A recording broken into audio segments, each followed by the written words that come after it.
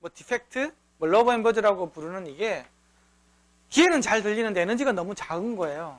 그리고 사람들이 나중에 그 품질을 평가할 때는 굉장히 중요한 요소라는 거, 그거만 알고 계시면 돼요. 이제 어려운 거는 이게 너무 에너지가 작다 보니까 이걸 어떻게 하면 잘 나중에 디텍션을 할 수 있을까. 그러니까 연구 개발 단계에서 무양세에서 할 때는 아무 문제가 없어요. 근데 이제 이게 라인상에서 나중에 사람이 이렇게 길을 들어서 하고 하는 것들이 너무 힘든 조건이 있고 또 크게 들여야 나오는 비서정적으로 나오는 이런 현상들 때문에 할 수가 없기 때문에 어떻게 하면 사람 귀보다 더 정확한 어떤 머신을 가지고 얘를 찾아낼 건가 하는 그런 부분들이에요. 그래서 신호음 자체가 잘 들리는 신호음을 써야 되고 그걸 또 모든 나타날 수 있는 모든 현상들을 갖다가 다 포괄적으로 볼 수 있는 그런 신호음을 사용해야 된다는 얘기예요. 우리가 흔히 알고 있는 뭐 THD 이런 걸로 가지고는 알 수가 없다는 거예요. 그 내용들입니다. 그래서 이 부분은 어쨌든 에어릭이라는 이런 것들이 다 고주파수가 많다는 거죠. 이게 저주파수가 이렇게 이 마스킹이 돼버리면 이 정형 왜곡들 있잖아요. 이런 부분들이 실제로 많은 이렇게 의미가 없다는 거예요. 실제로 음질에서는. 근데 요 높은 이런 것들이 음질에서 영향을 많이 미친다는 거예요. 뭐 높다라면 뭐 순간적으로 확 바뀐 거라고 이야기했잖아요. 예, 마스킹이 사람의 귀 입장에서도 보면 이런 것들이 훨씬 더 잘 들리는 거예요. 그래서 이게 굉장히 중요하다는 얘기죠. 그래서 생산 라인에서 들리지 않는 결함은 뭐 그냥 그대로 가면 되는가? 수용할 수 있는 부분인가? 그렇게 하면 안 된다는 얘기예요. 왜냐 그러면 이거 몇몇 스피커 결함은 시간이 흐를수록 점점 악화되는 거예요. 아까 서스펜션이 있죠. 서스펜션이 이렇게 계속 스티븐스가 계속 줄어드는 거 있잖아요. 계속 더 나빠지는 쪽으로 가지 더 좋은 쪽으로 가진 않는다는 얘기예요. 그 다음에는 몇몇 라우드스피커 결함 같은 경우에는 나타났다 안 나타났다 이렇게 현상들이 생기기 때문에 내가 그 생산 라인에서 뭐 조금 안 들렸다고 해가지고 이게 없다고 할 수도 없다는 얘기예요. 그 다음에 생산 라인 소음이 결함 현상을 마스킹 시킬 수가 있다는 거죠. 에어릭 기체 같은 경우. 그래서 틀림없이 있는데 이걸 갖다가 모르고 지나갈 수도 있다는 거예요. 근데 더 이제 문제가 생기는 것들은 최종 사용자, 엔드 유저 있잖아요. 이거는 더 민감한 실험을 사용할 수 있다는 거예요. 예를 들면 그 사람이 더 낮은 딥베이스 음을 많이 듣는 사람이다 그러면 실제로 이렇게 비선적인 문제가 더 크게 느껴지겠죠, 이 사람은. 그쵸? 더 저주파수를 더 많이 요구하는 음악을 갖다가 예를 들면 일렉트로닉 같은 베이스 같은 거 둥 하는 거 있잖아요. 30Hz도 막 둥 치고 하는 거 이런 것들. 요즘에 그런 베이스들도 많으니까. 어쿠스틱 베이스 말고 전자 베이스 있잖아요. 그런 거 하면 더 이런 것들이 더 민감하게 들리는 거죠. 아까 두룩 이런 것들이 더 잘 들리고. 그래서 굉장히 고급 스피커 하시는 분들은 더 많이 관리를 해야 되는 거예요. 더 크게 듣고 실제로 나중에 실제로 우리가 듣고자 하는 레벨보다 더 크게 서 있는 부분이 더 있나 없나 이게 가면 갈수록 더 이게 정상들이 더 크게 나오기 때문에 그 이야기입니다. 그러니까 사람이 생산 라인에서 못 들었다고 해서 이게 문제가 없다 그렇게 판단하면 안 된다는 거예요. 생산 라인 조건이라는 게 그렇게 좋은 조건이 아니기 때문에. 그래서 조립 라인에서 주관 평가를 사람들, 아줌마들 데리고 한다 그랬잖아요. 근데 이게 굉장히 문제가 많다는 거죠. 굉장히 이제 트레이닝된 사람을 써야 된다는 것도 있지만 금방 필요해질 거잖아요. 그래서 이거는 거의 좀 별로 안 좋다는 거지. 지금도 어쩔 수 없이 인건비가 싸니까 하고 있는지는 모르겠지만 실제 이거보다는 정지 테스트는 비싸고 신뢰도도 아주 낮고 아주 주관적일 수밖에 없는 거예요. 그리고 더 큰 문제는 큰 레벨로 들어야 된다 그랬죠. 큰 레벨로 해가지고는 사람이 들을 수가 없어요. 미쳐버리는 거기 때문에. 윅 소리 있잖아요. 그거 크게 들으면 집에 나중에 밤에 잘 때 막 이상한 꿈도 이상한 꿈 꾸고 막 그래요. 직업병. 그래서 객관적인 측정 방법이 요구되는데 빨리 자동화 라인이 0.1초 이내 자동화 라인이 설치가 가능해야 되고 사람보다 더 민감해야 되는 거고 외부 자금에 굉장히 강해지는 거예요. 또 결함의 주요 원인을 나타낼 수 있어야 되는 거고. 이런 것들을 찾아내야 되는 거지. 그냥 대충 있잖아요. 대충 할 것 같으면 나중에 나오지만 이거 재지 말고 그냥 그 정기적으로 측정하는 거 있잖아요. 우리가 아까 정형 왜곡 있잖아요. 그러니까 그 전압 전류 가지고 전류 센싱을 해가지고 재면 정형 왜곡까지 선형 왜곡에서 정형 왜곡까지 다 될 수 있어요. 근데 지금 여기서 나오는 그 디펙트 있죠. 이거는 마이크로폰으로 재야 되는 거예요. 여기까지 보려면 뭐 루즈 파트클이나 이런 것들은 모델링이 안 된다 그랬잖아요. 정형에서 알 수가 없어요. 근데 그 마이크로폰 재는 게 굉장히 이제 SNR이 그 에너지 자체가 작기 때문에 굉장히 근접해서 재고 외부 노이즈에 민감해야 되고 이 레벨 자체가 너무 작기 때문에 이제 그러니까 근데 마이크로폰 가지고 이렇게 재는 것 자체가 사실은 결론적으로 쉽지는 않아요. 아무리 이렇게 뛰어나다고 이야기를 한다고 해도 이게 실제로 환경 자체가 너무 터프하기 때문에 좀 어렵다. 그래서 결함은 오직 음향적인 정사만 나타나는 거예요. 전압 전류를 알 수가 없는 거예요. 전류 에러를 가지고. 그래서 마이크로폰을 써야 되는데 굉장히 니어필드 마이크로폰을 근접해서 SNL이 굉장히 좋게 된다는 거지. 그래야 외부 잡음 영향을 줄일 수 있으니까. 이거 대충 이렇게 세팅을 했는데 QC 라인을 세팅했는데 잘 안 되던데 하는 것들은 이런 부분에 대해서 너무 간단하게 생각을 하시면 돼요. 그리고 결함은 주로 고주파소 성분을 만들어낸다고 그랬잖아요. 그래서 저주파소는 아예 없애버려요. 그래서 10차 이상의 고주파소만 봐야 된다.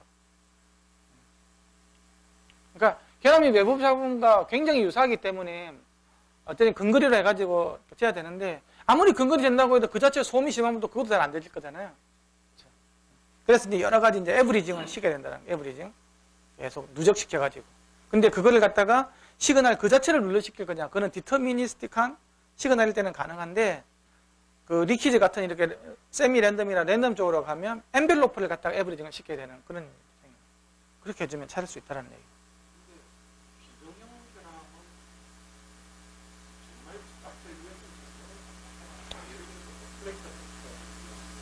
그런 것들은 다른 식으로 나타나죠. 그러니까 모델링 자체가 안 된다는 나타나기는 한데요. 이 모델링을 해서 찾아내기가 어렵다는 그 얘기죠. 그러니까 아까 보면 뭐 하모닉 디스토션이 나타났잖아요. 그렇게 나타나는데 그거 자체가 물리적인 원인이 뭔지를 찾을 수가 없다는 거죠. 왜곡으로 나타납니다. 그거는 맞는 말씀이에요.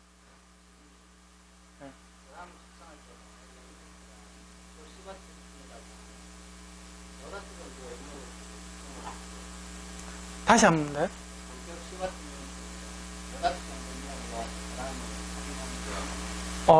예.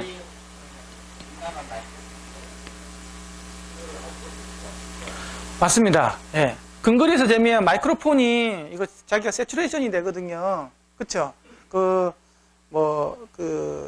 저희 말해서 이제 마이크 프리 같은 단가 해도 어느 정도 이상이 되면 다 포화가 돼버려요. 그 포화되는 레벨 이하 내에 들어가야 되겠죠. 일반적으로 우리 계층용 마이크로폰 같은 경우는 130dB 이상은 볼 수 없지 않습니까? 특별하게 하이프레셔 마이크로폰 이외에는. 하이프레셔용 마이크로폰은 160dB까지 잴 수 있거든요. 이제, 근데 일반적으로 쓰는 마이크로폰은 130dB 이하죠. 그러니까 충분히 크게 전격 출력으로 재는 게 제일 좋은데 마이크로폰을 너무 가까이 하면 전격 출력에서 너무 크게 나올 수도 있거든요. 근데 이제 마이크로폰 시그널에서 봐서 오버로드가 안 되는 상황에서 해야 되겠죠.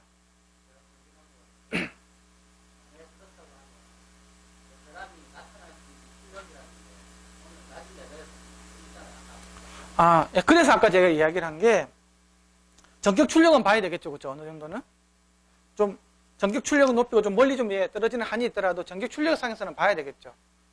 그게 일반적으로 많이 듣는 거니까. 근데 이게 아까 시간이 지날수록 더 그런 현상이 점점 더 커진다 그랬잖아요. 그래서 제가 만약에 한다고 그러면 전격 출력보다 좀 더 높이 보는 게 좀 어떻게 보면 과부하적인 과한 테스트가 하는 게 우리가 그 내구성 할 때도 연속 부하를 해가지고 좀 더 과하게 보는 거 있잖아요. 그것처럼 좀 더 과하게 보는 것도 필요하다는 거죠.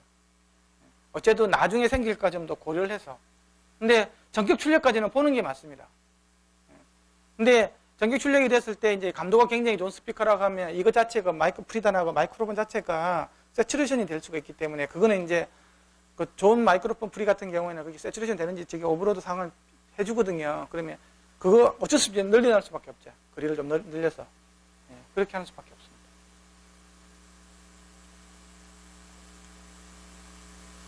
예. 그 다음에 결함 성분이 이렇게 더 크게 나온다는 거 있잖아요. 50Hz를 틀어준 겁니다. 외국이 없는 것들은 까맣게 이렇게 내려가는데 결함이 있는 건 이렇게 나오죠. 그걸 보여주는 거기 보이스코일 러빙 할 때 이야기입니다. 러빙.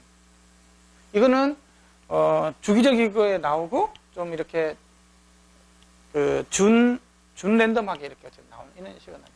이거는 그래도 좀 찾기가 그래도 좀 쉬운 편입니다. 그래서 밑에는 다 없애버리고 요 위에 것만 본다는 거죠. 하이패스 필터링을 해가지고.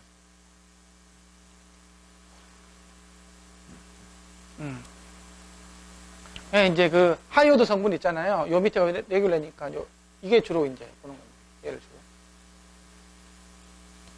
근데 이거 자체가 문제가 뭐냐면 잡음 레벨에 근접하니까 레벨이 너무 작은 게 문제죠. 이거에 대비해서 마이너스 80dB 정도밖에 안 되기 때문에. 그러니까 R&D 상에서는 이런 거 찾기가 굉장히 쉬운데 제가 계속 QC 이야기를 해서 그런데 우리가 R&D 엔지니어 아닙니까? 그렇죠? 그때는 이건 별로 이렇게 이거 그냥 보면 됩니다. 굉장히 쉬워요. 예, 주로 이제 이게 러브 앤 버즈라는 게 QC 이야기들이 좀 많이 나와서 좀 고차 고조파를 이야기, 뭐 10차, 11차 이런 것들 이야기. 10차 이상 보는 거죠. 그래서 이게 고조파도 성분이지 않습니까? 10차 이상의 얘만 가지고 그 시간축으로 분석하는 기법을 사용했다는 거죠. 얘를 갖다가 하이오드 성분만 그 위상까지 포함해서 그 시간축으로 분석을 해서 RMS 이거 대비 피크 이거 아까 크레스트 팩터라고 그랬죠. 이게 이제 일반적인 잡음이라든지 정형 같은 경우에는 10dB 이상 차이가 안 나거든요. 이거 대비 얘가. 근데 이제 이염이 들어가면 12dB 이상 이게 폭 뜨기 때문에 이렇게 해서 얘가 문제가 있다 없다 이렇게 판단합니다. 그래서 여기 아까 보신 그림들이 나오죠.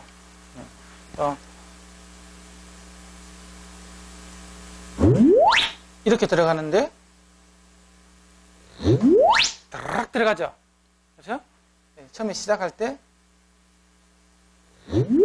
따락 하면 들어가죠. 이게 이제 이걸로 이렇게 한 80Hz 정도에서. 근데 이걸 FFT를 해보면 크게 안 나타납니다. 그래서 이게 피크 하모닉 디스토션이라고 그래가지고 있잖아요. 피크 값. 피크 밸류를 나타내요. 이거는 어쨌든 타임 도면에서 다 보는 거죠. 그래서 이게 피크 하모닉 디스토션이라고. 그러니까 뭐 THD를 이렇게 보면 이렇게 나오는 거예요. 물론 조금 더 크긴 한데 이렇게 도미넌트하게 안 보이기 때문에 이게 문제가 있는지 없는지 알 수는 없어요.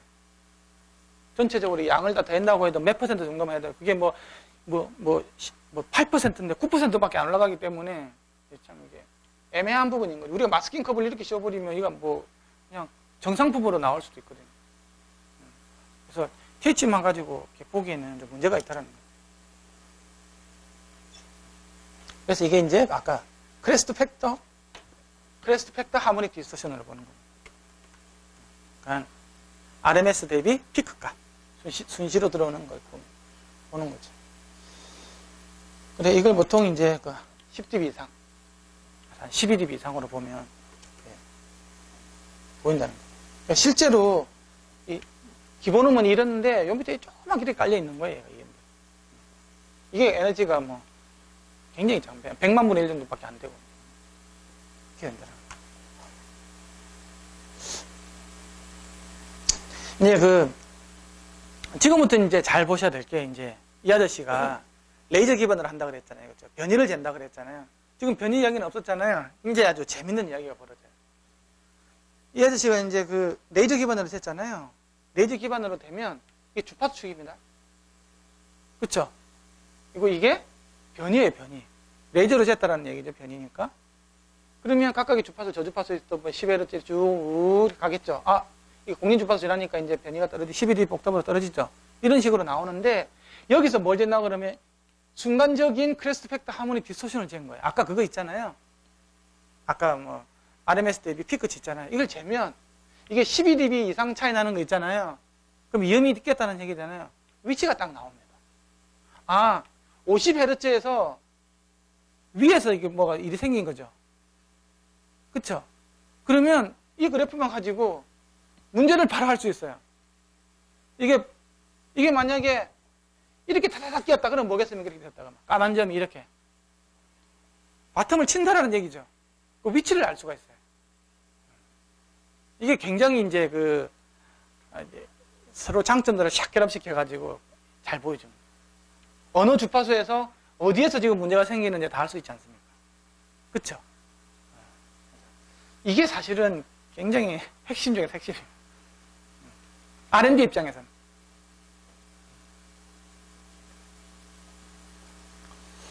그래서 그 두 가지 관점이 있는데, 뭐, 이거 대비 40대 11 떨어지는, 이거 피크 밸류 하모닉 디소션은 그 절대적인 값이고, 그 크레스트 팩터는 상대적인 값 아닙니까? 두 개 비율이잖아요. 그 두 개가 거의 비슷하게, 상대적으로 12dB 차이 나는 게, 이거 대비 한 40dB 차이보다 더 큰 거하고 거의 비슷하게 나오거든요. 그래서 피크 밸류로 나타내는 것들도 있고, 그 CHD로 나타내는 건 PHD로 두 가지 다 나타낼 수 있습니다. 근데 두 가지 다 이렇게, 여기서 이렇게 나타나잖아요. 40대 11 이상 되는 부분 여기만 나타나죠. 이것도 마찬가지고 이제 그것도 12dB 이상도 똑같이 나타납니다. 그래서 CHD가 12dB 이상 나타나는 거하고 펀더멘탈 평균값에서 40dB 빠진 게 PHD 값하고 서로 거의 유사하게 나와요. 그래서 이걸로 봐도 되고 이걸로 봐도 된다는 거예요. 비율로 봐도 되고 절대적인 값으로 봐도 되고. 그래서 이거 보면 이 커브가 다 나옵니다. CHD 커브도 나오고 PHD 커브도 나와요. 어쨌든 여기서 나온 게 결국은 이 까만 점으로 다 표시해 주는 거거든요. 이게 CHD로 가지고 까만 점을 할 수도 있고, 뭐, 이거는 CHD 개념이죠. 그렇죠? CHD 개념으로 해가지고 나타내 주는 거예요. 그러니까 비율인 거죠. RMS 대비 피크값. 똑같은 겁니다. 똑같은 게 유사하다는 거죠. 그래서 쭉 보니까, 6V에서 8V 쭉 올려주니까, 예를 들면 여기가 우리가 RMS 레벨이라고 볼게요. 정격 출력? 쭉 가다 보니 이게 생기는 거예요. 이렇게. 이게 뭐지? 뭔가가 생긴 거예요, 여기서. 12dB 이상 생기는 거예요. 그럼 이 지점을 알 수 있다는 거예요, 원인을. 이게 뒤에서부터 보겠습니다. 점점 레벨을 올려줍니다. 이거 밑에서 이렇게 쭉 생기죠, 까만 점이. 이거는 뭐겠어요? 밑으로 당연히 치겠죠. 언제? 변이가 제일 큰 부분이 이렇게. 여기서. 누구나 이해하기 쉽죠? 이거 당연히 이렇겠다. 근데 예를 들면 이게 이제 5V에서부터 생겼다. 근데 이제 시간이 지나면 이게 6V에서 이렇게, 나중에는 4V에서 생길 수 있겠죠. 계속 이제 에이징이 들어가면. 스티프니스 값이 점점 줄어들면. 그래서 지금은 내가, 예를 들면 내가 정격, 아까 이야기하셨잖아요. 얼마 레벨이 정확한가. 그러면 지금 내가 정격으로 치면 5V가 정확하다고 하면 6V에서 이렇게 생기는, 지금 보는 게 좀 과하게 보는 게 낫다는 거죠. 아니면 5.5V 상에서 보는 게. 그러면 나중에는 이제 내가 정적인 5V에서도 나중에 이렇게 생길 수가 있다는 거죠. 무슨 말인지 이해되시죠? 그렇게 보는 것들도 방법이라는 거예요. 그거는 자기 관료 기준인 거죠.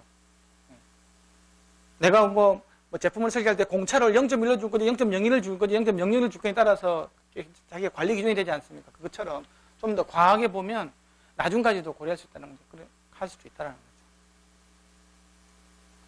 거죠. 이거는 점점 레벨을 올립니다. 근데 여기서 생겼어요. 위쪽에서 이렇게 까맣게. 점점 커지다가 F0 밑에까지 커지죠. 이거는 보이스코일 러빙이에요. 처음에는 굉장히 가속도가 큰 F0 이상에서 생기다가 점점 레벨이 커지면 F0까지 내려오는 거예요. 이렇게. 최대 가속 지점에서 이렇게 위로 하는 게 약간 긁혀가지고 있잖아요. 수직으로 짓는 게 아니라 약간 이렇게. 비슷하게 이렇게. 그러니까 변이와는 무관하죠. 이게 변이가 작지만 이게 변이가 큰 게 변이가 작은 거 아닙니까? 그렇죠? 여기서부터 생기기 시작하죠. 이게 이제 보이스코일이 갖고 있는 가속도하고 관련이 있기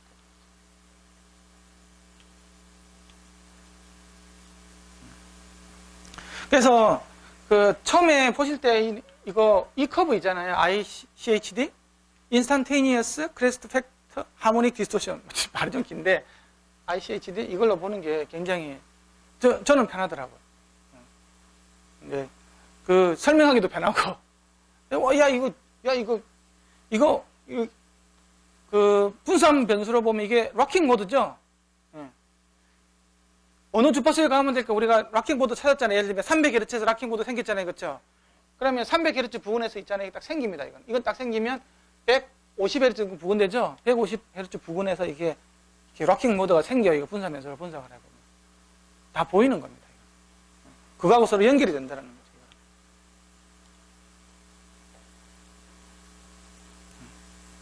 그래서 이거는 굉장히 디터미니스틱하게 재현이 가능한 형태라는 거고, 이건 이제 이 두 가지는 좀 확률적으로 랜덤하게 생기지만 그 엔벨로프는 아주 이렇게 결정적 디터미니스틱하게 나온다는 거죠. 이거는 예측 불가하게 나오는 거. 그래서 아까 결정적 왜곡의 이야기를 했고요. 이렇게 주기적으로 이렇게 탁 뜨고 준랜덤 한다고 하면 이렇게 굉장히 덴스하게 이렇게 밀도가 높게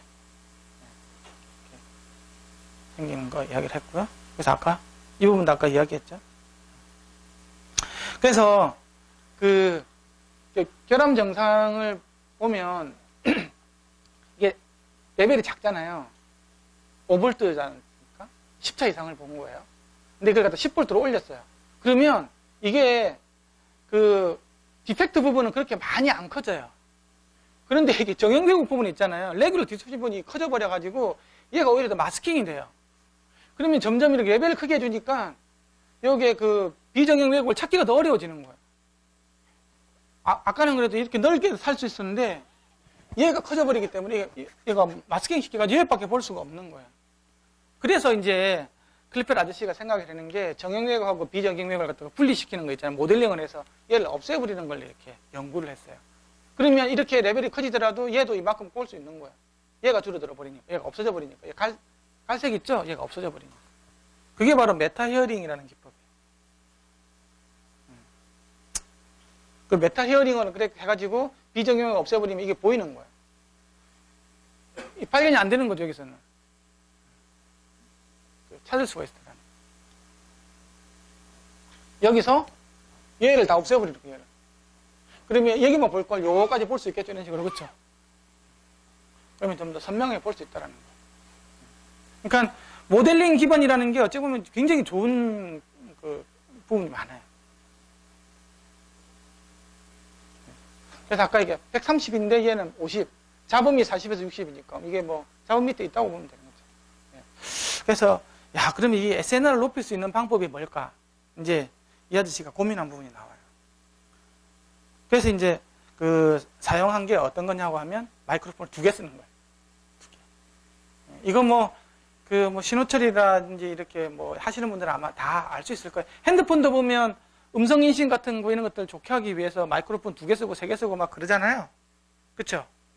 예. 그러니까 한 개는 측정하는 것 쪽에 가까이 있고 한 개는 앰비언트 노이즈를 이렇게 재는 거예요. 한 개, 그러니까 파필드 노이즈를 재고 한 개는 굉장히 가까운 근접음 음장을 재는 거예요. 근데 이제 파필드로 들어온 잡음, 외부 자음 같은 경우는 파필드 자음일 거잖아요. 그래서 이 마이크로폰이나 거의 같은 시그널이 들어간다고. 그쵸? 근데 여기서 가까이 된 것 같은 경우에는 이 근접음 마이크로폰 같은 경우에는 이 시그널이 많이 들어갈 거잖아요. 네? 스피커가 여기 있는데 하나는 마이크로폰 여기 두고요. 하나는 마이크로폰을 여기다 뒀어요. 여기다 이렇게. 소음은 막 여기서 이렇게 오게 되겠죠. 이렇게 막. 그렇죠. 파필드에서. 예를 들면 이게 뭐 공장 잡음 같은 거 있잖아요. 그러면 이 소음원에서 오는 거는 여기나 똑같다고. 이 소음원에서 오는 거는 그렇죠.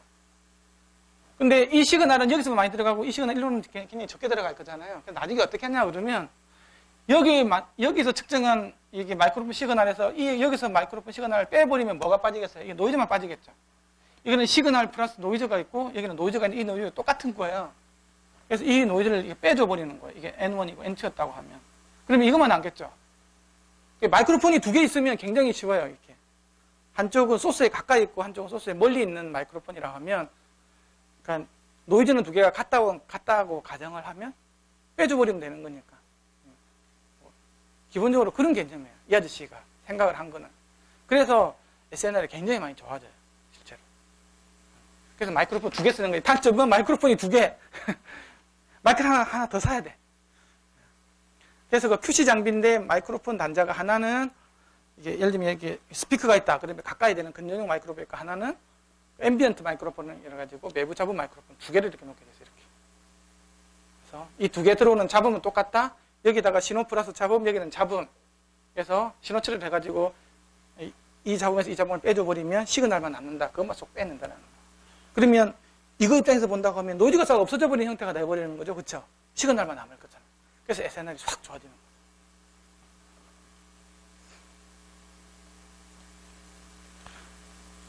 그 음성인식기 이런 것들도 보면 자동차에서 음성인식 좋게 뭐 TV에서 뭐 음성인식 좋게 하기 위해서 다 쓰는 게 이런 기법이잖아요.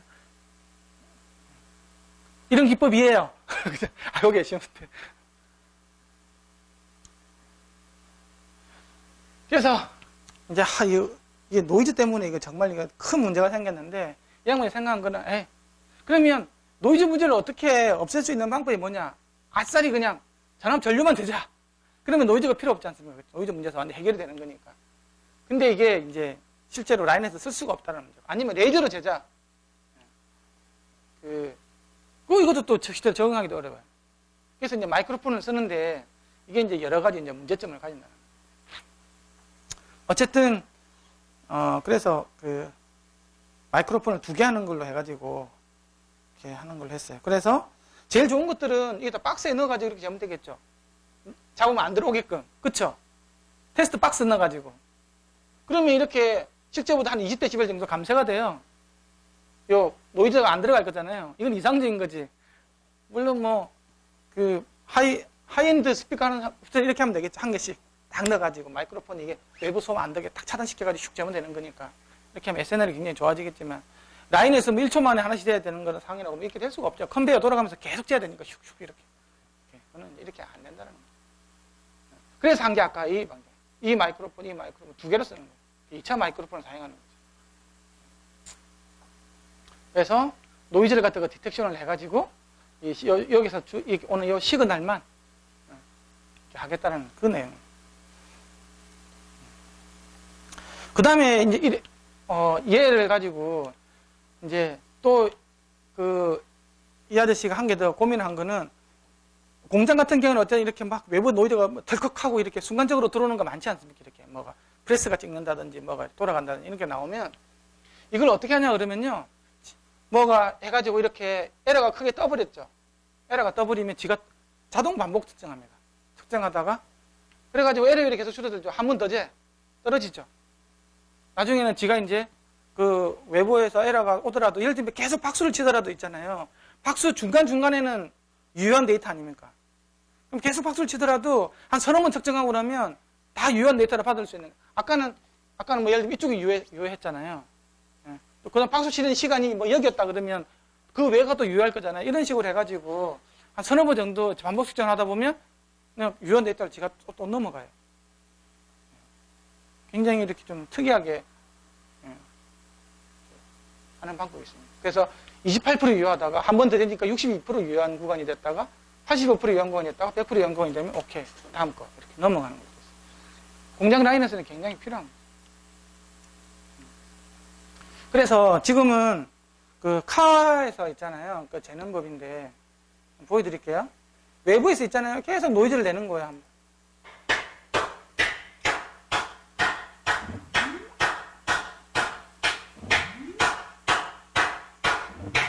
계속 에러가 생기는데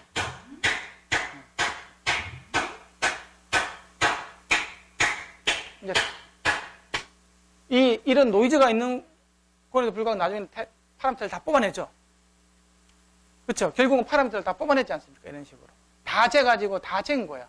뭐 쟀냐? 주파수 응답, 에버리지 레벨, 극성, THD, 러브 앤 버즈 뭐 어쨌든 현재 여기서 이게 막 노이즈가 발생되는 에도 불구하고 주기적으로 계속 나오잖아요. 그 유효기간이 약간 20%에서 30%, 90%, 100%까지 돼가지고 다 차단나가는 거예요.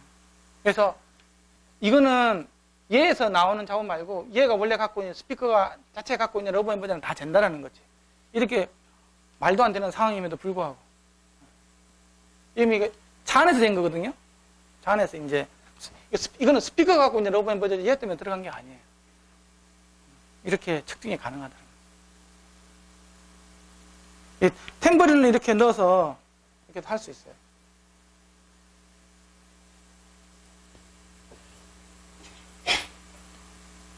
그럼 이 탬버린은 그 스피커 이외 요소잖아요. 탬버린이 들어갈 거니까 여기서 이제 이음이 더 잘 보이겠죠. 굉장히 R&B가 굉장히 크게 나오잖아요.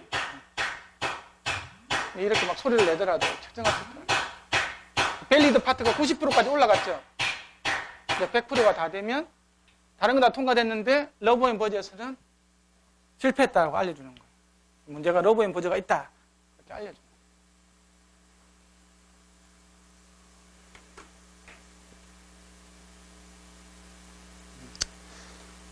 그 다음에는 아까 이게 리키지 노이즈예요. 공기 새는 거 있잖아요. 이게 한 번을 잴 때는 빨간색으로 가고 두 번을 재면 보라색 하고 3번 노란색 하면 이렇게 나오거든요. 이걸 그냥 누적만 시켜버리면 이것밖에 안 남아요. 나중에는 결국은. 특이 비행기는 무슨 어떤 패턴이 있는데 이걸 그냥 우리 그냥 에브리지 시키듯이 시켜버리면 나중에 결국 나는 이것밖에 없다고. 100번을 반복하고 뭐 1000번을 반복해도 그러면 정보가 하나도 없어져 버리는 거잖아요. 그래서 이제 이거를 하기 위해서 이렇게 엔벨로프 있잖아요. 이 엔벨로프를 갖다가 계속 이렇게 누적시켜주는 이렇게 신호 처리를 해가지고 아까 저번에 슉슉슉슉 하면서 공기 새는 부분 있잖아요. 찾아내는 거예요.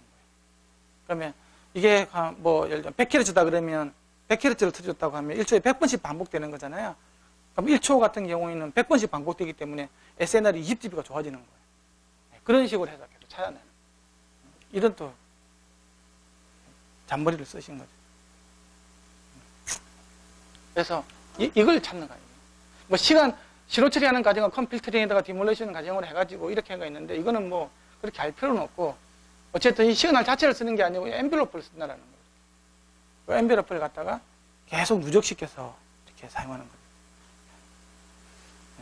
그래서 저번에 들려주는 게 이렇게 청진기처럼 해서 이렇게 그 어떤 리퀴드가 생기는 지점을 찾을 수 있는 거예요. 그래서 이거는 마이크로폰을 옮겨가면서 위치를 찾을 수 있어요. 근데 비정형 왜곡을 갖다가 소리로 들을 수 있고. 근데 비정형 왜곡이라는 게 사람이 잘 안 들리는 대역도 많거든요. 그럼 그걸 갖다가 사람이 잘 들리는 대역으로 해가지고 이렇게 디모듈레이션을 시켜가지고. 그래서 저번에 이거 한번 들렸을 텐데 한번 더 들어보죠. 여기서 지금 약하게 소리가 새고 있는 거예요. 계속 이렇게.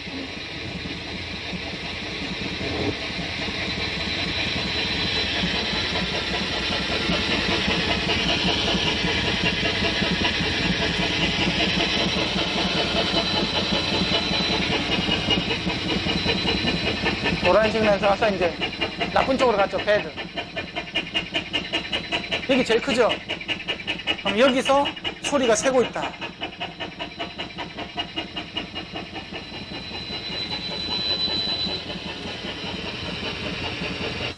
이거 하도 있는 에어 리퀴지 때문에 마이크로라든지 슬림 스피커 이런 것들 보면 뒤에 용적이 작지 않습니까? 뒤에 캐비티가. 이거 문제 굉장히 많이 생기거든요. 출력은 막 크게 해가지고 엄청나게 크게 들려야 되는 거니까. 그래서 이걸 갖다가 내가 생산하는 아줌마들 보니까 이렇게 귀로 듣고 있더라고. 켜들어가지고 이렇게. 그 아줌마한테 이거 돌리니까 이런 기계 있으면 진짜 이걸 쓰지. 귀가 아파 죽겠다고 바람 새는 거 소리 들어야 돼서. 어찌됐든 이게 예를 들면 100Hz라고 하면 아까 엔벨로프 있잖아요. 엔벨로프를 갖다가 계속 누적시키는 거야. 그래서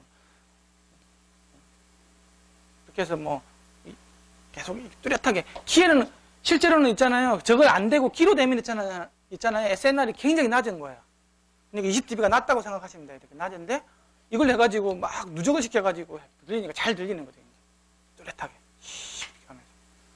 그래서 뭐 TV 스피커 같은 경우 보면 뭐 이게 유닛 박아가지고 이렇게 뭐 이상하게 이렇게 납작하게 만들어가지고 하지 않습니까? 그러면 각각의 점에 대해서 새는지 안 새는지 마이크로폰 가지고 이렇게 찾아다니면 키보다 훨씬 더 정확하게 찾는다는 거예요. 이 리퀴드가 굉장히 중요하거든요. 스몰 사이즈, 슬림 사이즈 이런 것들은 굉장히 중요한 부분이에요.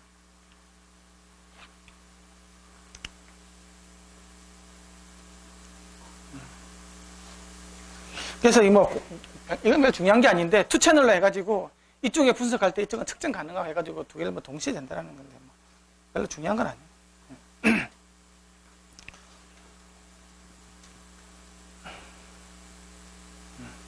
이거 신호음의 길이에 대한 부분인데, 거의 우퍼 스피커 이런 거 잴 때는 뭐 1초 이상이 필요로 하지만 일반적으로 쓰는 스피커는 1초 이내에 다 잴 수 있다는 거예요. 근데 그 룸 특성 같은 거 이런 거 잴 때 보면 우리가 그 여기 신호를 충분히 크게 줘야 된다 그랬잖아요. 그쵸? 그렇게 해야 스피커도 아까 충분히 여기를 시켜줘야 스피커 특성이 나오듯이 스피커를 이용을 해서 룸 특성을 재는 거 있잖아요. 12mm 스피커 가지고 된다라든지 홀 설계하시는 분들 많이 할 텐데 그거는 굉장히 크게 여기 시켜줘야 돼요. 그리고 이거 예를 들면 스피커가 룸이 댐핑이 안 되는 룸이 있잖아요. 예를 들면 룸 모드가 굉장히 심한 것 같은 경우는 Q 값이 굉장히 크게 나오거든요. 그때는 정말 큰 에너지로 여기를 시켜줘야 돼요. 그렇게 안 하면 이게 Q 값이 제대로 안 나오거든요. 이거도 마찬가지예요. 스피커도 너무 뭐 0.2초 막 그보다 더 짧게 이렇게 나가버리면 그 스피커 갖고 있는 그 공진 있잖아요. 공진? 진동판이나 공진이 생긴다. 여러 가지 공진이 있잖아요. 그게 정확하게 못 볼 수가 있어요. 그래서 너무 짧은 거는 쓰면 안 되는데 거기에 대해서 이제 실험을 해봤다는 건데 얼마만큼 짧으면 되냐 뭐 이제 거의 뭐 이렇게 한 0.2초 이상 이렇게 되더라도 큰 문제는 없어요. 0.2초면 100? 이 정도 굉장히 짧은 시간이죠. 사인스왑을 이용해서 할 수 있다. 한번 들어볼까요? 이게 뭐 1.5초, 뭐 30초 있는데 뭐 저는 이게 스텝드 사인이죠. 예, 리니어 사인스왑이고요.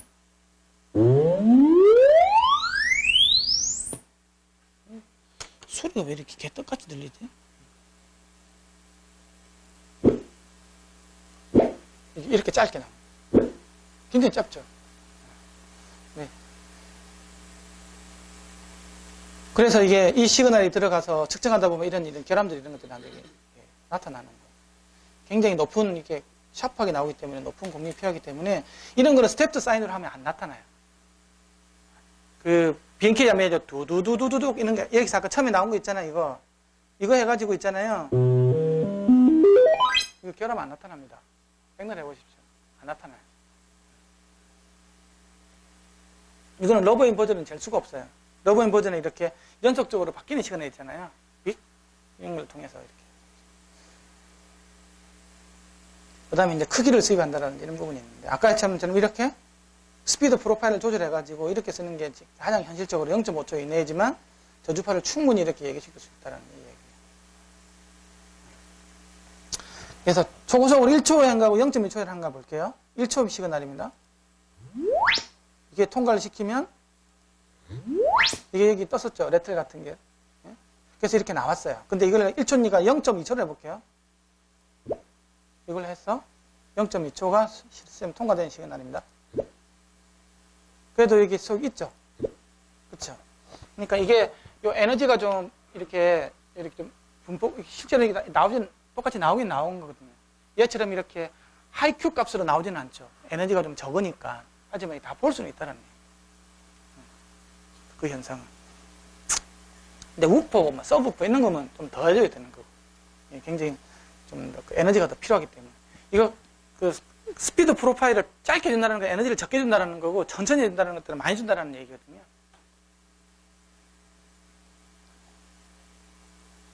그래서 이게 뭐 2초, 1초, 500ms, 200ms 이거 0.5초, 0.2초라는 얘기죠.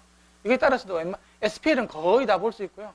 PHD도 거의 다 볼 수 있고 이게 거의 뭐 세컨드 오더 하모닉스도 크게 보는 크게 문제는 없어요. 대부분 다 볼 수 있다는 거예요. 0.2초까지. 시간이 그렇게 많이 필요하지는 않다. 대신에 이제 들어가는 시그널 너무 작게 주면 또 안 되겠죠. 아무리 뭐 시간도 중요한 게 아니고 레벨 자체도 중요한 거기 때문에. 이거는 이제 상식으로 알아둬야 될 부분이에요. 이게 무슨 내용이냐 그러면요. LMS 장비 써보신 분 있죠? LMS. 아니면 BNK 장비도 있고, 무슨 장비도 보면 어떤 것들은 고주파수에서 저주파수로 두두두두두두두 이렇게 오는 게 어떠냐 하면 두두두두두두 이렇게 되는 거 있죠? 저주파수에서부터 두두두두두두 이걸로 쓰는 게 더 정확한 값을 알 수 있다. 두두두두두 고에서 저에서 두 가지 모드가 있을 거예요. 그렇죠? 어느 게 더 정확할까요? 자, 저에서 고다. 고에서 저다. 답 여기 있는데 왜 자꾸 틀린 답을 하는 사람은 뭔지 모르겠어요. 저에서 봅니다. 답이 여기 있는데. 업워드 있죠? 저에서 고로 가야 됩니다. 거기서 들어가면요, 훨씬 더 이상한 데이터가 나와요. 하모니 분석을 하는데, 왜 그러냐고 하면, 요 링잉 때문에. 예를 들면, 고에서 들어간다고 해볼게요. 내가 1kHz 톤을 갖다 내주고 있잖아요. 근데 얘가 링잉이 계속 생기는 거예요. 그쵸? 뭐, 이렇게까지 길이가 예를 들면 뭐 0.5초다 계속 내주고 있는 거잖아요. 나는 지금 1km를 지나서 이제 거기서 들어가니까 500Hz 내줄 때도 얘가 계속 생기는 거예요. 그러면 얘가 또 500Hz 영향을 미치겠죠. 계속 생기고 있으니까. 그러면 실제보다 훨씬 부풀려져서 나오는 거예요. 얘가 갖고 있는 왜곡보다 링잉 때문에 더 부풀려서 나온다고. 저에서 고로 갈 때는 그런 영향이 없어요. 그래서 스텝드 사인이든 사인식이든 잴 때 저에서 고로 가야 돼요. 거기서 들어가면 안 돼요.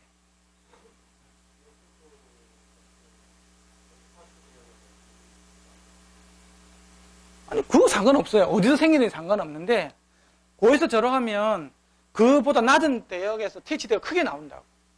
예를 들면, 예를 들면 200Hz에서 링잉이 크게 떴다고 봐봐요. 그럼 150일 될 때, 그 150에 나온 THD는 실제보다 크게 보인다고. 그걸 안 본다 그러면 문제는 없어요. 내가 그걸 뺐다가, 그게 별로 이어폰이다 그러면 F0가 굉장히 높을 거니까. 하지만, 링잉은 다 생기는 거예요. 근데 그게 실질적으로 의미가 있는 값은 저에서 고로 가야 의미가 있는 값이 나온다는 거죠. 실제보다 크게 과장돼서 보인다는 거예요.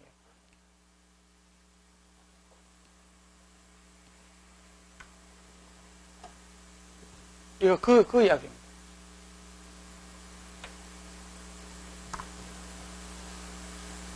그래서 기본음을 고주파로 해석하는 이렇게 쓸데없이 크게 보이는 거예요. 실제는 얘가 맞는데 이렇게 크게 보인다는 거예요.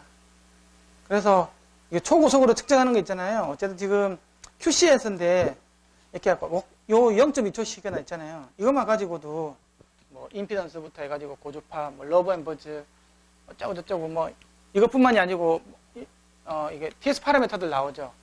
여기서 하나 빠진 게 있는데 이제 더 보는 게 있거든요. 거기 보면 이제 보이스 코일이 몇 미리 정도 시프트 돼 있다라든지 스티프니스가 치우쳐 있다라든지 이런 거 있잖아요. 그걸 다 보여주게 돼 있어요. 그건 정기적인 측정에서.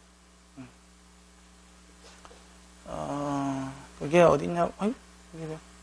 그 그래프가 있는데 QC에서 그게 있거든요. 여기서는 안 나타나 있는. 이게 어쨌든 그 다 보여줍니다. 지금 현재 이런 거 보여주는 건요, 뭐 어느 장비나 다 있어요. BNK 장비,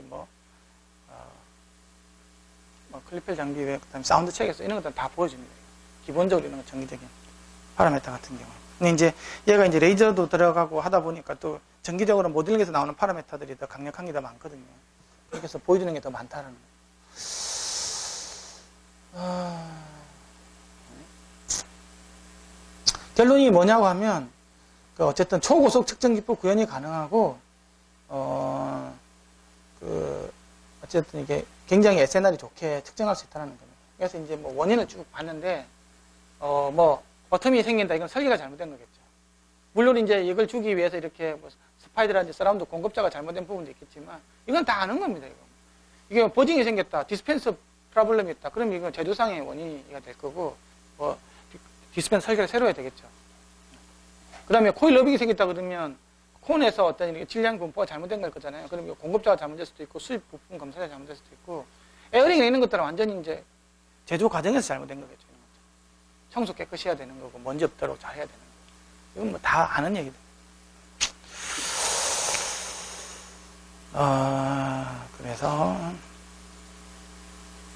그래서 이게 비정형 왜곡은 처음에는 잘 안 들리는데 시간 지나면 따라 계속 더 커질 우려들이 많다는 겁니다. 그래서 이런 비정형 왜곡 같은 경우는 장비가 사람보다 훨씬 낫다. 왜 낫냐? 더 빨리 측정할 수 있고, 피로도도 없고, 정량적인 평가도 가능하고, 더 환경에 더 민감하고, 뭐 이는 메타히어링 쓰면 사람보다 더 할 수 있다는 거죠. 근데 인간이 더 나은 점은 학습 능력이 더 이러기 때문에 문제를 알 수 있는 거죠. 이거는 사람들이 낫겠죠. 이건 뭐가 잘못된 것 같아요, 아주머니들이. 기계는 그건 할 수는 없죠. 그래서 이게 여기 머티리얼에서 내가 소개를 안 했는데, 이 러닝 과정이라는 게 있습니다. 예, 여기서 이제, 사람이 하는 것처럼 러닝 과정을 할 수가 있어요. 러닝 과정을 시키고 나면, 이게 측정된 데이터 있잖아요. 그걸 갖다 우리가 클러스터링을 시킬 수가 있어요. 이렇게.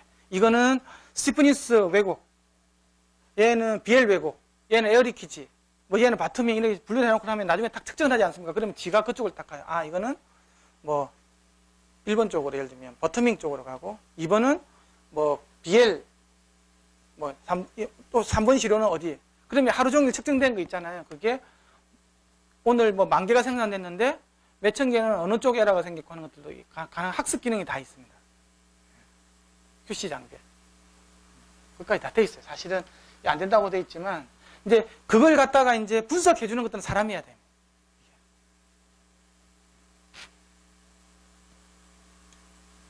거기까지 기계가 준다. 그러면 거의 뭐 아이언맨에 나오는 자비스가 하는 거죠. 자비스 이렇게 분류해봐가면 착착착착 해가지고 이렇게 나오는 거는 그건 아이언맨 수준이고 아직 거기까지는 안 돼 있고 그걸 이렇게 분류해주는 거는 사람이 하고 나면 그 다음부터 측정을 하면 이제 다 자기가 이렇게 모델링이 다 가능하기 때문에 다 가능하더라는 거죠. 굉장히 과학적으로 많이 발전이 됐어요. 물론 이제 그게 얼마만큼 실제 사용해서 로버스트하게 돌아가는지는 모르겠지만 이 아저씨가 바로 별 찹단 걸 다 만들어 놨더라고요. 온갖 찹단 기능들이 사실은 다 있어요.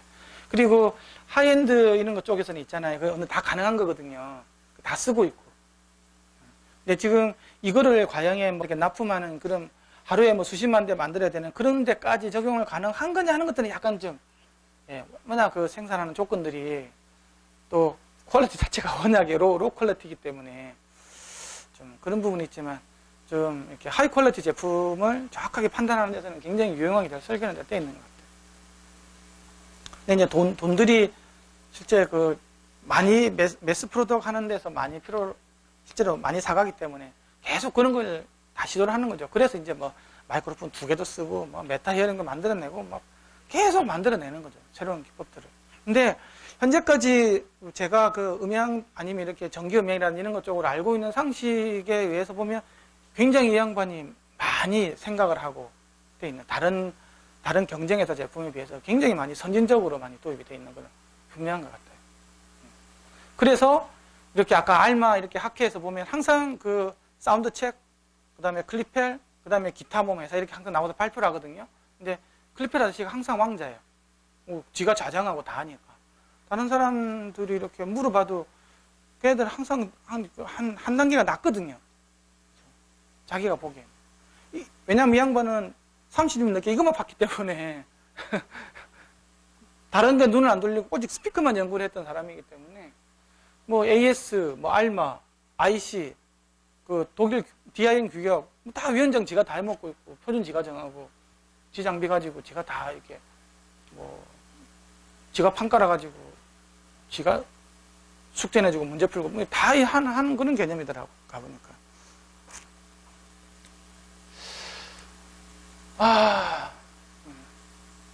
이건 아까 말은 좀 많이 나눴는데 아까 그 내용들입니다. 이제 4일 동안 한 걸 정리를 다 해볼게요. 정리. 이거는 아마 이게 안 들어갈 텐데 우리가 맨 처음에 소신호 레벨 측정을 했어요. 그렇죠? 작은 레벨에서 LPM이라는 걸 통해서 리니어 럼프트 파라미터를 통해서 했어요. 그래서 이제 거기서 제일 크게 보는 것들은 당연히 SPL이겠죠. 그죠? SPL. 저도 이제 축상에서 SPL 보고 그 다음에 이제 지향성 보죠. 축상 이외에. 그걸 보는 이유가 플랫한 스피커를 쓰려고 어떻게 된다고? 정축 외에 다른 쪽으로 많이 날아간다 그랬죠. 서큘러 모드니 이런 것들 때문에. 그래서 이제 그런 것들 두 가지 다 봐야 되고 그래서 지향 개수라든지 음향 파워 이런 것들을 보는 게 이건 다 스탠다드에 나와 있어요. 60268-5나 뭐 이런 데서. 그 다음에 이제 뭐 채널 간의 디언이나 보는 이건 별로 크게 중요한 부분은 아니죠. 어쨌든 이런 것들을 보기 위해서 알아야 될 거는 이제 분산 변수를 알아야 된다 그랬죠. 그렇죠? 서큘러 모드, 그러니까 원주 모드, 방사 모드, 그 다음에 뭐 음향에서 보면 이렇게 정의상, 역이상, 쿼드러처 이런 부분까지도 다 봐서 분석을 해서 해야 된다는 거예요. 그래서 결국은 이거 보겠다는 게 이겁니다.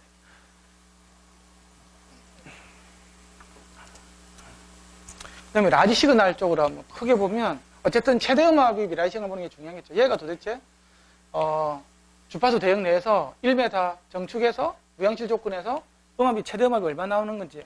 그 케이스 스탠다드는 최대 음압을 10% 디스토션이 되는 데까지에 대한 최대 음압을 보고 있어요. 보고 있고, 유효 주파수 범위가 어디냐? 유효 주파수 범위가 어디냐 하는 부분은 케이스 스탠다드는 어떻게 되냐 그러면 그 피크점이 제일 주파수 특성상에서 이건 좀 알고 계십시오. 주파수 특성상에서 뭐 예를 들면 뭐 이렇게 돼 있다고 하면 최고점이 있죠. 최고점에 이 피크점을 예를 들면 이렇게 피크점을 보면 잘못되기 때문에 이걸 한 옥타브를 갖다가 스무딩을 해요. 그러면 이 정도 되겠죠. 이 정도. 여기서 10dB 떨어지는 지점, 10dB 떨어지는 지점 여기를 갖다가 상한치 하한치로 보고 있어요. 알아두시면 그 지금 그 TTA에서 스피커 측정 표준 정하고 있거든요. 내가 저번에 말씀드렸나? 하도 이제 KS 기준이 업체들 로비 있는 것 때문에 진도가 안 나가요. 그래서 몇십 년 전 이렇게 THD하고 SPL만 보고 하는 건데 그것도 굉장히 이렇게 좀 너무 이렇게 러프하게 설계가 돼 있다 보니까 그래서 이게 그 뭐 말도 안 되는 업체들이 하도 뭐 우리도 20에서 20km까지 나온다 그러고 뭐 출력도 몇 와트 나온다 이런 것들 있어가지고 지금 앰프하고 스피커를 둘 다 TT에서 표준을 정하고 있어요. 그래서 그걸 가지고 이제 뭐 소비자 보험 이런 데서 하는 컨슈머 리포트 같은 거 이런 것들에 대해서 이제 업체들끼리 서로 이슈가 생겼을 때 그리고 또 뭐 정부에 납품하는 제품들 같은 경우는 이제 그 TTA 그 설티 있잖아요. 설티피케이션을 이렇게 받게끔 인증서를 받게끔 하는 그런 걸 지금 제정을 하고 제가 지금 그쪽에서 위원장을 하고 있고 지금 여기 오시는 스피커 제조사들이 많은 업체들이 참석하고 있어요. 뭐 마이크로 스피커, 뭐 슬림 스피커, 이어폰, 제너럴 스피커 다 업체들이 많이 모여 있어요. 왜냐 그러면 업체들한테 너무 이렇게 불이익이 가면 안 되니까 업체들하고 그 뭐라 그래야 되나? 현실적이지 않은 기준이 생기면 안 되잖아요. 그래서 이런 거 정할 때는 대부분 다 이렇게 케이스 표준에 따라서 있잖아요. 가져올 수 있는 것들은. 그때 재는 것때 라지 시그널, 스몰 시그널 다 잽니다. 그래서 옛날 같은 케이스 같은 경우는 1W, 뭐 1mW 이것만 했었거든요. 그러다 보니까 실제로 듣는 레벨에서는 아무 정보가 없었어요. 그게 이제 장난칠 요소가 많은 거죠. 우리가 지금까지 쭉 배워온 걸로 보면. 그래서 그 전격 출력일 때 재고, 스몰 시그널일 때 재고. 거기에 대해서 이렇게 뭐 평탄도가 얼마냐, 뭐 유효 주파수 범위가 얼마냐, 최대모가 얼마냐 이런 것들도 갖다가 다 이제 표기를 하게 돼 있고 그게 별 5개에서 별 1개까지 별 등급이 나오게 돼 있어요. 그럼 얘는 총체적으로 별 몇 개짜리 스피커 있는지 이런 것들을 지금 내는 걸로 지금 하고 있거든요. 그래서 마이크로하고 슬림은 올 9월 달에 제정이 돼요. 이어폰은 좀 어려워서 그거는 이제 내년에 이제 한다고 넘기는 거거든요. 그래서 이제 그런 거하고 좀 관련이 있어요. 네. 이 유효 주파수는 그렇고요. 죽상의 평탄도도 그겁니다. 네. 네. 최대 편차가 얼마냐고 보는 거죠. 그 다음에 이제 고주파 왜곡, 대신호 레벨일 때 THD 보는 거고요. IMD 보는 거고, 임펄스 등왜곡 있잖아요. 이게 뭐냐고 하면 아까 그 ICHD 뭐 이런 거 있었잖아요. 크레스트 팩터. 러브 앤 버즈랑 많이 관련이 있겠죠. 그 다음에 변조자 부분, 리키지 같은 거 보는 거. 이해가 시다가 축축축 처음에 찾는 거 있잖아요. 리키지 생기는 거. 이거 크레스트 팩터, 이거는 저기 러브 앤 버즈 쪽을 보는 거. 이건 IMD 굉장히 중요하다 그랬죠. IMD. 그 다음에 THD 보는 거. 이런 것들 보는 것들이 굉장히 중요하다. 그래서 하모닉스를 보는데 2차다. 그러면 비대칭성, 3차다. 대칭성, THD다. 전체 크기가 중요한 거고 CHD다. 그러면 이게 이제 크레스트 팩터이기 때문에 이게 얼만큼 스무드한 정도. 이게 크게 나온다고 10dB 이상 돼버리면 위험이 들어간다는 거죠. 이런 식으로 해서 그러니까 하모닉스 같은 경우에도 볼 수 있는 게 여러 가지라는 거예요. 2차만 볼래, 3차만 볼래, 전체 다 볼래? 이게 크레스트 팩터, 파고율 입장, 크레스트 팩터를 볼래에 따라서 우리가 알 수 있는 정보들이 쭉 이렇게 나온다는 거예요. 근데 지금 뭐, 지금 장비로는 여기까지는 볼 수 있죠. 이 세 개는 그쵸. 지금 장비도. 이거는 이제 보려면 적어도, 사운드 책이라든지 클리펠이 있어야 이거는 현재는 볼 수 있을 거예요. 아니면 직접 만드셔도 돼요. 프로그램 짜면 되는 거니까. 안 어렵습니다. 그래서 이게 이형 보려면 이제 여기까지 봐야 되는 거예요. 옛날에는 이것밖에 안 봤다는 거지. 이것도 안 보고 이것만 본 거지, 이것만. 아마 이 교육 들어오기 전에 이거 2차가 비대칭성이고 3차가 대칭성이라는 걸 몰랐던 분도 아마 많이 있을 거예요. 근데 이제, 그러니까 개발할 때 뭔가가 물리적인 원인이 뭔지에 대해서는 알려면 사실 이런 부분을 알고 있었어야 되는데 의외로 이제 그런 것들도 그냥 모르고 얘만 보고 막 이렇게 분석한 경우가 사실은 많았었거든요. 근데 여기까지도 아시는 게 중요하다. 타임 도메인 분석하는 거. 바로 이음입니다. 귀에 굉장히 잘 들리고 태지상에서는 굉장히 작게 나타나는, 여기서는 보이지 않는 이거 다 주파수 축이잖아요. 주파수 분석에서는 안 나오는 게 여기서 있다는 거예요. 이게 아까 쭉 원인별로 있잖아요. 이거는 스피디스 관련된 거네. 이거는 구동 세기에 관련된 거네. 그래. 코일에 관련된 거네. 이것도 코일. 이거는 이제 진동부 갖고 있는 댐핑이 안 돼서 나타나는 것들이 다 따로따로 볼 수 있다는 거고요. 필요에 의해서는 이렇게 능동적으로, 능동적인 보상이 필요하다. 그래서 앰프를 통해서 정형 왜곡까지, 선형 왜곡, 정형 왜곡까지 가능하다. 그리고 다중톤으로 이용해서 보면 좀 더 많은 걸 이렇게 볼 수 있다. 아이가 들어가는 부분을 좀 넓게까지 볼 수 있다. 이런 것들이고요. 이건 아까 이야기했던 부분이었고, 이것도 그래서 아까 이야기했던 부분이고, 그래서 이거는 뭐 스피커 보호를 하기 위해서는 어댑티브한 디텍터를 통해서 아시겠죠? 온도하고 최대 변이를 통해서 이렇게 센싱을 하면 앰프의 스피커의 출력을 앰프에서 자동 조절할 수 있고, 그래서 음질 열화도 최소화시키면서 중요한 건 신호 지연이 있으면 안 되겠죠. 딜레이가 있으면. 이것 때문에 이거 연산시킨다고 좀 더 버퍼링이 되던 이렇게 되면 안 된다는 거예요. 실시간으로 나오면서 이렇게 하면 이 스피커가 굉장히 이제 이게 전류 센서 가지고 하는 거잖아요. 이게 이제 가능하다는